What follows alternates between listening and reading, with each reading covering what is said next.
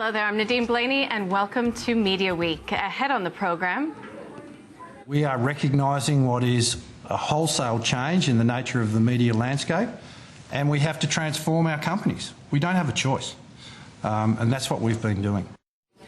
Media players, including Seven West Media CEO Tim Warner, front the Senate hearing on the proposed media reforms. All of those details are coming up.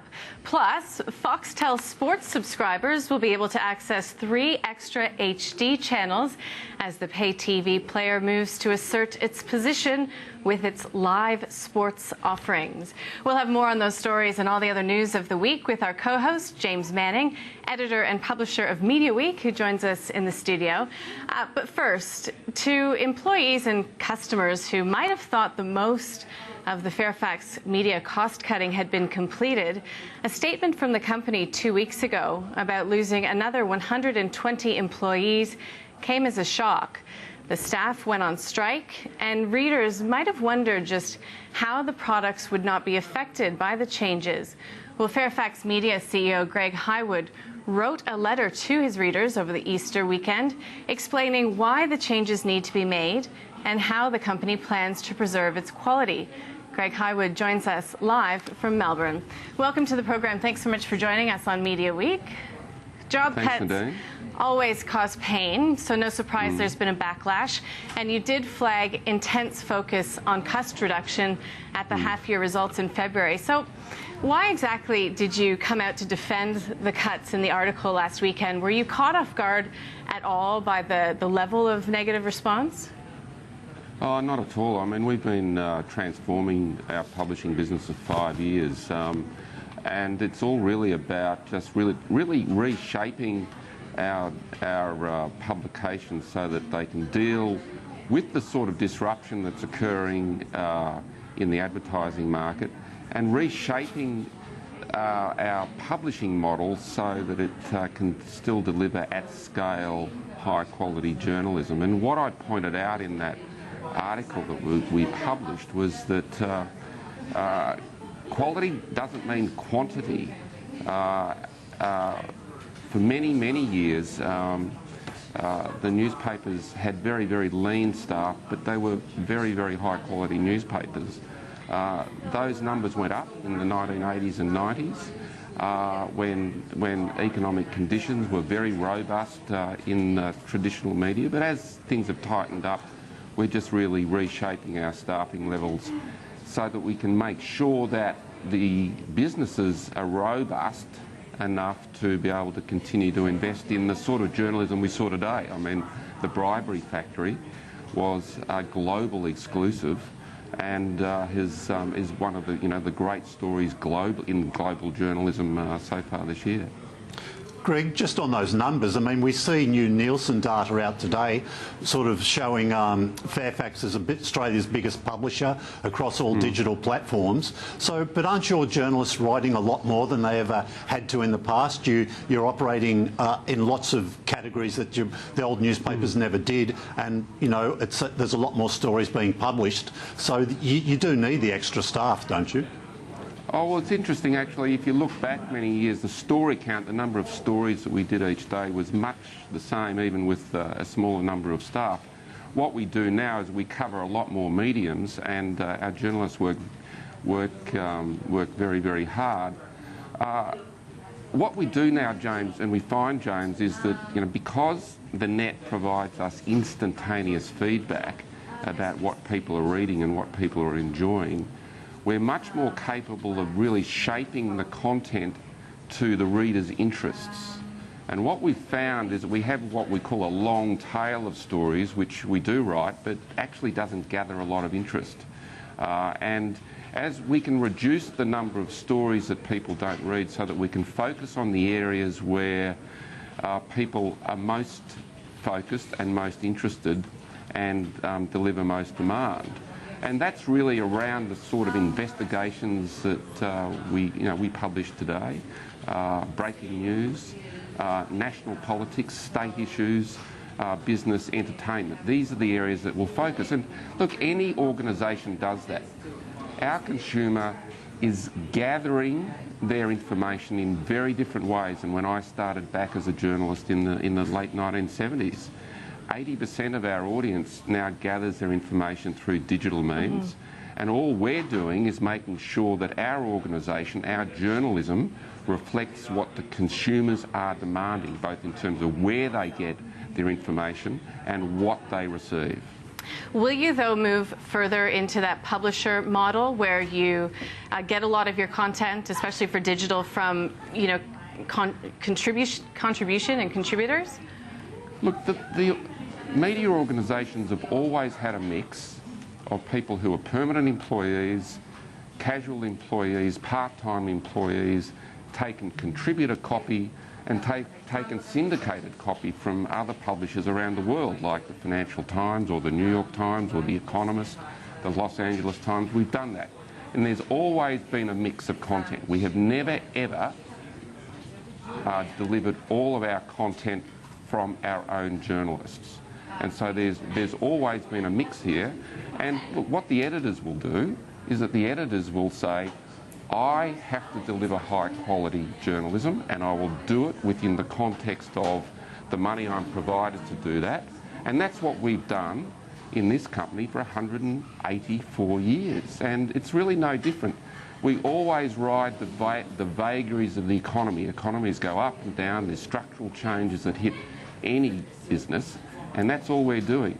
But if we don't deliver quality journalism of the sort that we saw today, we won't have an audience, and that's what's critical. So people focus on, oh, is there a quality issue? There can't be a quality issue because our promise to readers and our readers' demand is that we deliver that, and if we don't deliver that, they'll go somewhere else. Greg, when Fairfax talks about the rapid evolution of your publishing model, some people read into that printed products won't be existing for maybe far into the future. You've been linked to a comment recently saying they were guaranteed till the end of this year. Is that accurate?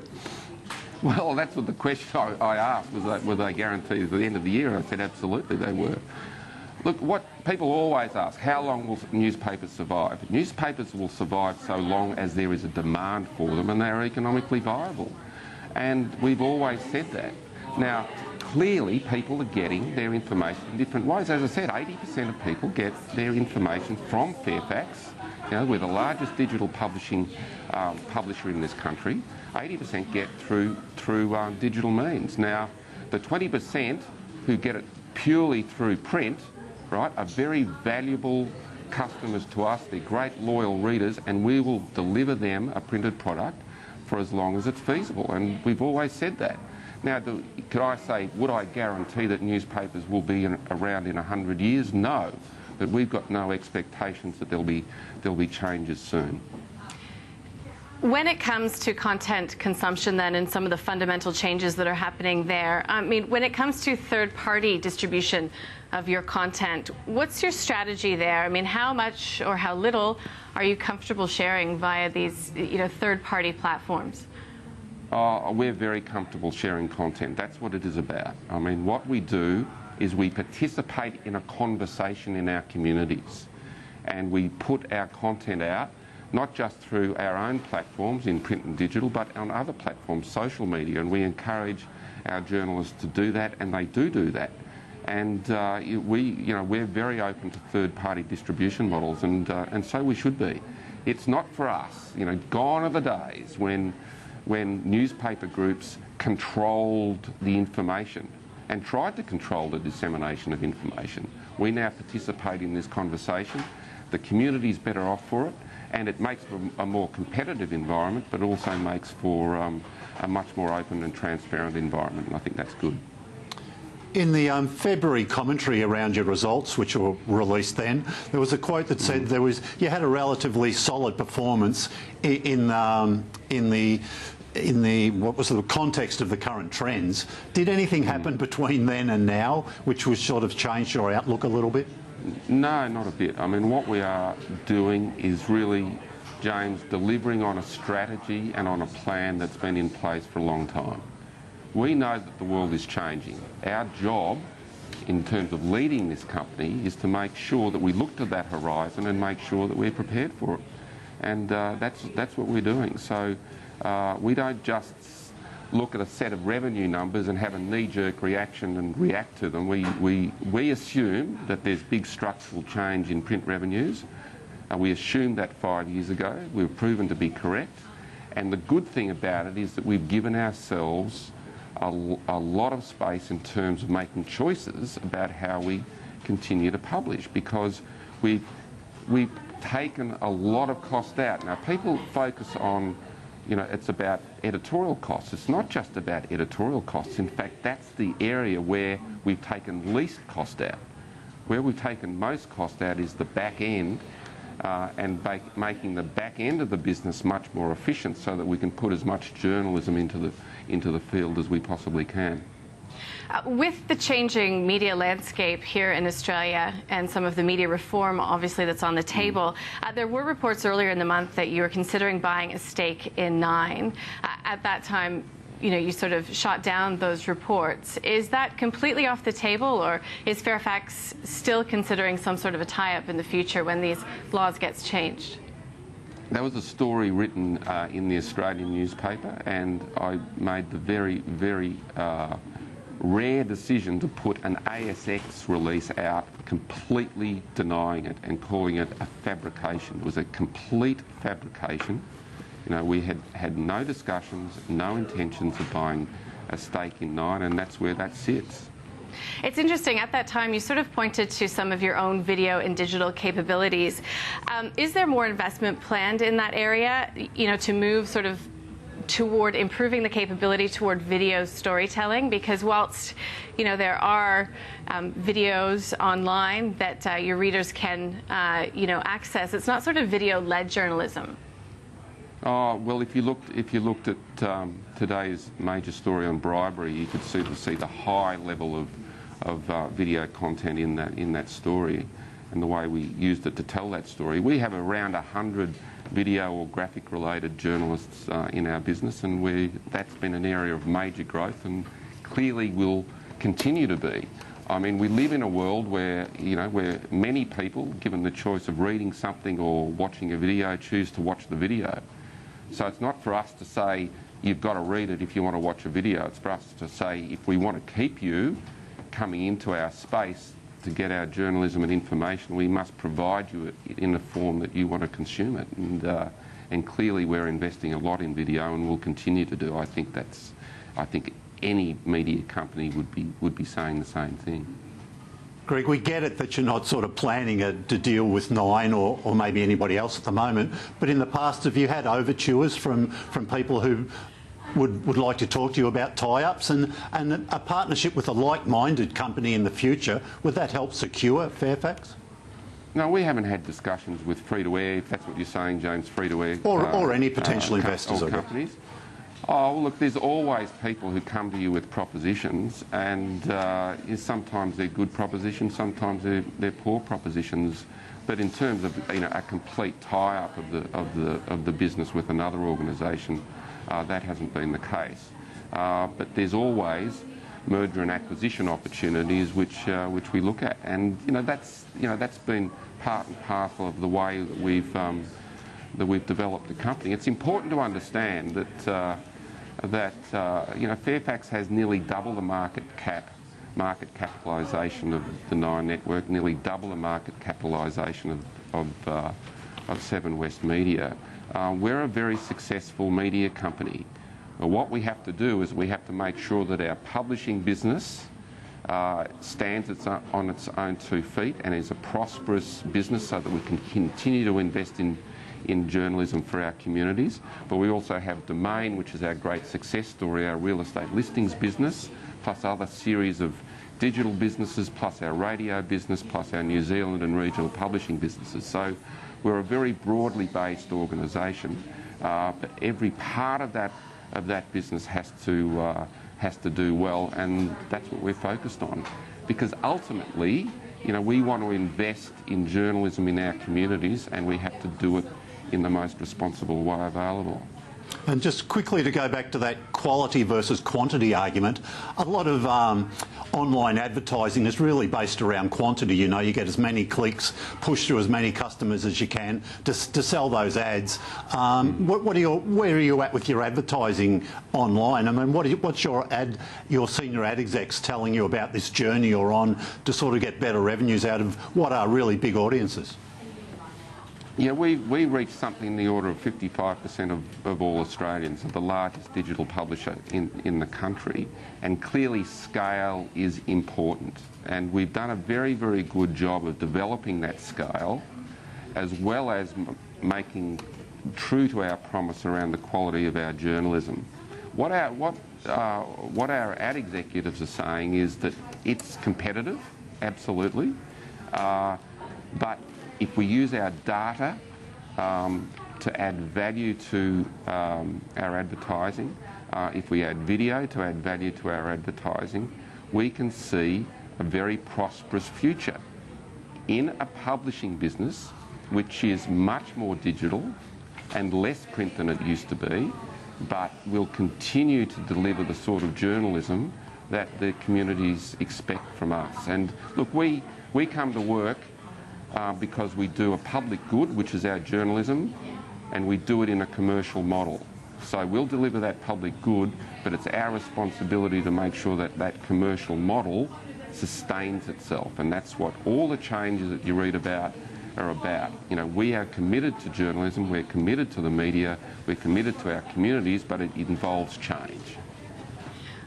Well, Greg, thank you for joining us on Media Week. We do appreciate your time. Thanks, Nadine. Thanks, James. Greg Highwood there, the CEO of Fairfax, joining us from our studios in Melbourne. Well, we have to take a break right now on Media Week. When we return, we'll get across everything that's been happening in the world of TV. Media Week continues after this break.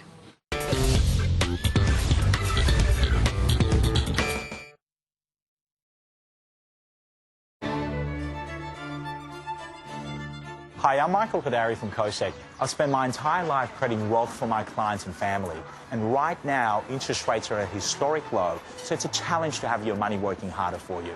That's where COSEC can help. In 2012, I tipped TPG Telecom. In 2013, I recommended Domino's Pizza. And in 2014, I picked Ramsay Healthcare. All of these greatly outperformed the stock market. That's why COSEC clients are some of the wealthiest and most successful investors. At COSEC, we have a unique stock market filtering system. And now I can share this knowledge with you, because wealth begins with better knowledge. Just go to cosec.com.au and apply to get your free report. Act now and get cutting-edge research covering some of the best opportunities. Michael, so what stock should I buy? When Michael Kodari talks, Well, everyone listens. Can you guess what's scaring Kemmer? She's just 8 years old, and she's terrified of marriage. Girls like Kemmer are forced to marry men 3-4 times their age.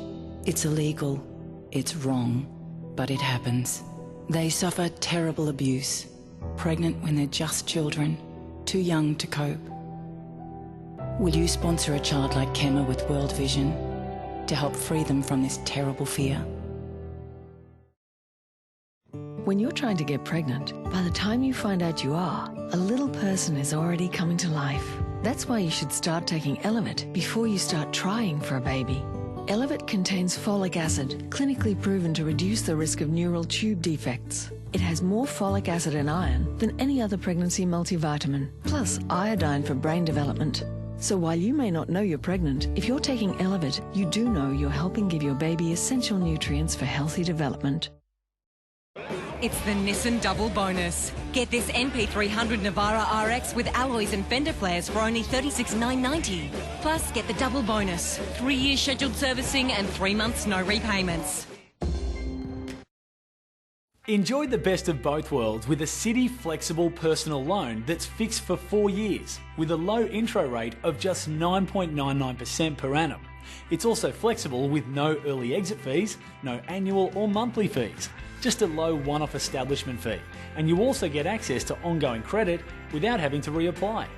So visit citibank.com.au/loans or call 1300 787 139 today.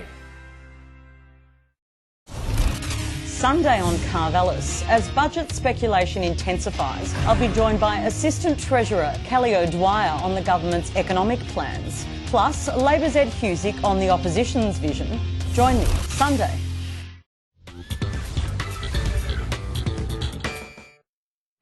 Welcome back to Media Week. Well, let's check in on the performance of media stocks this week and some of the news that's out there in the online advertising space, with carsales.com acquiring an 83% stake in a Chilean auto advertising player. Let's bring in Evan Lucas from IG in Melbourne. Evan, welcome to the program. So an acquisition in Chile, I mean, it doesn't sound massive on first blush, but how does this play into the wider strategy at carsales.com?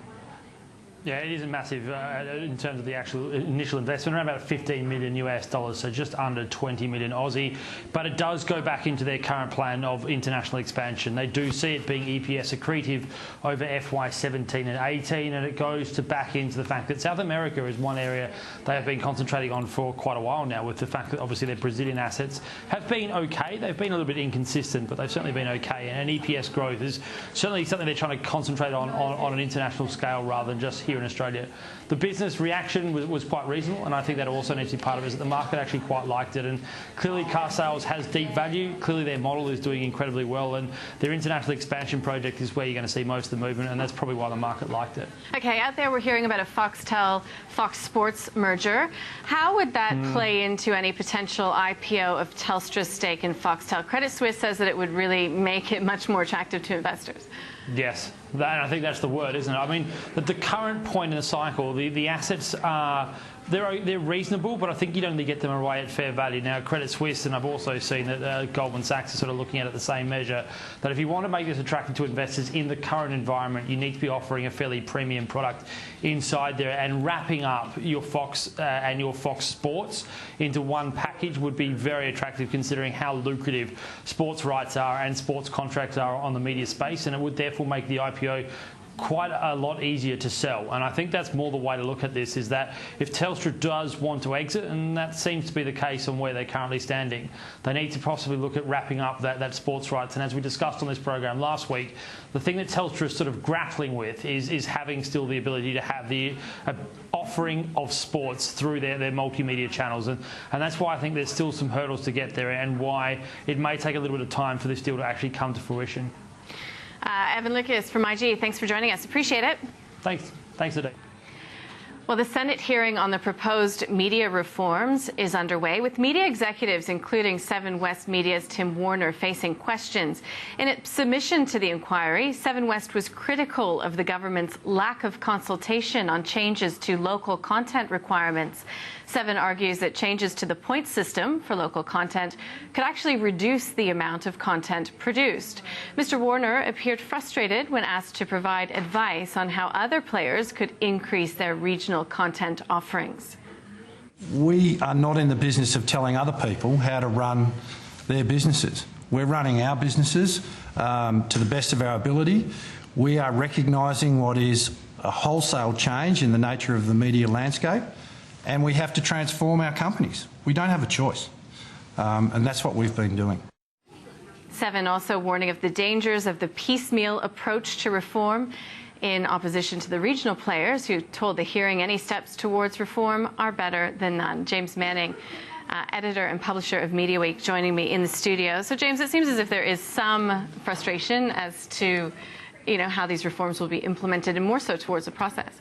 Yeah. The Senate hearings on today, you can watch it on the APAC if you're really interested in getting into it. Yeah, but it's interesting just to get the CEOs and leaders of all these companies getting grilled, I guess, for some of the senators, and getting a chance to put forward their views. And I guess this is part of the process to get through the bills through the House, to give it as much transparency as possible, and to give it some discussions with particularly members of the Senate before they have to vote on them. Let's get through some of the other moves in media this week. Foxtel, more sport, no additional cost. It sounds like it would be music to the ears of most Australians who really see Foxtel's sports package as a necessity. Yeah, this is part of a plan to keep the Fox Sports, the sports tier subscribers who've lost the EPL, the English Premier League. getting some more international soccer to make up for this. Bein Sports was previously a separate add-on. If you wanted those channels, you'd pay separately. They're going to be now wrapped into that sports subscription, which I think is another $25 or $26 if it is now, additional to the basic. So yeah, and they've got great penetration of all the European leagues and the UEFA joint European competition, so there's a lot of extra soccer that those people will be able to get, and it should help secure those subscribers. Netflix, it's been in the Australian market for 12 months. CanStar Blue has just given it a #1 rank for the streaming services. I guess it really is the price differential between it and Foxtel that has sort of moved it up the ranks. Yeah, the good thing that Netflix has got going for it, it can put out to people, look, you can get, it's, I think what starts at $8.99 if you get in the basic, you know, whereas Foxtel is $25, I think $26 for your basic subscription. Look, you might get a lot more, but a lot of people just focus on that money. The CanStar research also sort of ease of use. Netflix got big ticks there. It's a very simple thing to sort of grasp. But again, yeah, price is a really big thing, and it rated it ahead of Foxtel. And in the race between Stan and Presto, Stan outrated Presto too in that research. Okay, James, why don't you walk us through the ratings for free to air, and this is week 13. Sure. Look, it's My Kitchen Rules again all the way. They usually take their foot off the pedal, the free to air networks during the Easter breaks. We're out of sort of the official survey. That didn't happen this year, Nadine. So they've kept most of the big premiere programs on. Of course, we've got the Sunday programs as well. Yeah, like 60 Minutes didn't have a break at all. All the news bulletins also continuing to rate really well. If we look at subscription TV, we talked about last week how the AFL would be starting up, and there you see the first AFL game of the year ranks #1. There's a second one there in that top 5 as well. You don't often see Melbourne up in the ratings, so it's good to see there. Yeah. Selling Houses knocked out of #1 spot. Yeah, look, Real Housewives doing very well. Great British Bake Off. Yeah, look, audiences love that Bake Off. They did an Australian version of this year as well, or was it last year? I think it'll be back this year. But people love those competitive programs like Bake Off. All right, James, pleasure to have you here again. Okay. We are done. Out of time. That's all we have time for from the team here. Thanks for your company.